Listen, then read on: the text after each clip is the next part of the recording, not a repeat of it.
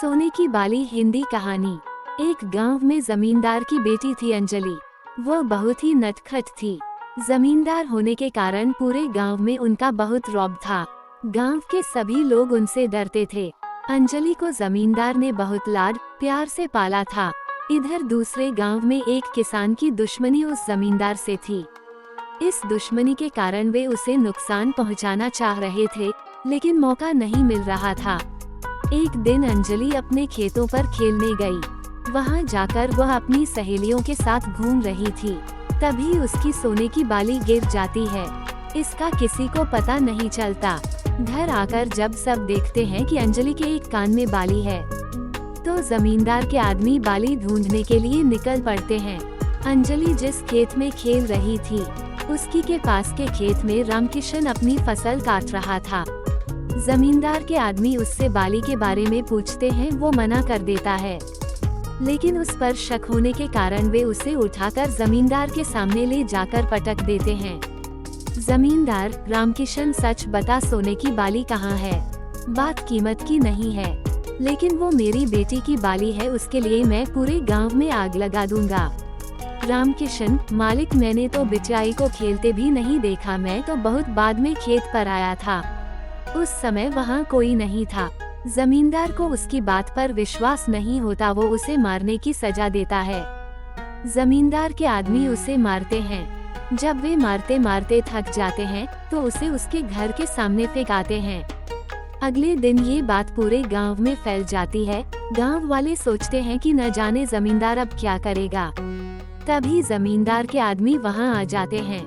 आदमी, जिसने भी सोने की बाली ली है, वो अपने आप हमारे सामने आ जाए, अगर हमने ढूंढा तो उसका मरना पक्का है। सारा गांव सोने की बाली ढूंढने लगता है, लेकिन वो कहीं नहीं मिलती। इससे जमींदार बहुत गुस्सा हो जाता है। वह गांव वालों के साथ बहुत बुरा व्यवहार करने लगता है। अब जमींदार गांव वालों से सोने की बाली के बदले में उनकी फसल का हिस्सा लेने लगता है, जिससे गांव वाले भूखे मरने लगते हैं। उसी गांव में रहने वाले रामकिशन, जिसे जमींदार के गुंडों ने मारा था, उसका लड़का एक दिन खेत में जा रहा था, तो उसे वह बाली पड़ी दिखाई देती है। वो अपने घर आकर बाली रामकिशन को दिखाता है। रामकिशन, बेटा, ये बात किसी को मत बताना। कल मैं चुपचाप यह बाली एक चिट्ठी के साथ गांव वालों की ओर से जमींदार को पहुंचा दूंगा। अगले दिन रामकिशन चुपचाप गांव वालों की तरफ से एक चिट्ठी के साथ बाली जमींदार की चौखट पर रख आता है। जमींदार को बाली मिल जाती है। चिट्ठी में लिखा था कि पूरे गांव ने मिलकर बाली ढूंढी है, वो खेत में पड़ी मिली थी। जमींदार गांव वालों को माफ कर देता है और उन्हें फसल का पूरा हिस्सा देने लगता है। इधर दूसरे गांव के लोग एक दिन जमींदार की बेटी अंजलि का अपहरण कर लेते हैं। जमींदार बहुत ढूंढता है, लेकिन अंजलि का कुछ पता नहीं चलता। तब रामकिशन का बेटा जमींदार के घर जाता है। सुरेश, मैं तुम्हारी बेटी का पता जानता हूँ, लेकिन पहले तुम्हें मेरे पिता से माफी मांगनी होगी, क्योंकि उन्होंने सोने की बाली नहीं चुराई थी। जमींदार, ठीक है, अपने पिता को बुलाकर लाओ, मैं उनसे माफी मांग लूंगा। सुरेश रामकिशन को बुला लाता है। जमींदार उससे माफी मांगता है। रामकिशन, मालिक, छोड़िए पुरानी बातें, पहले बिचाई को ढूंढने चलते हैं, वो सिर्फ आपकी नहीं पूरे गांव की बेटी है। ये सुनकर जमींदार रामकिशन के पैरों में गिर जाता है और माफी मांगने लगता है। सुरेश, मैंने आगे वाले गांव के कुछ लोगों को एक बोरे में कुछ ले जाते देखा था, वहीं मुझे ये अंगूठी मिली थी। जमींदार, ये अंगूठी तो अंजलि की है।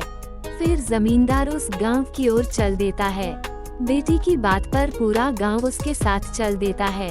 वहां पहुंचकर वे सब गांव पर हमला बोल देते हैं। तभी उस गांव का मुखिया आकर माफी मांगता है।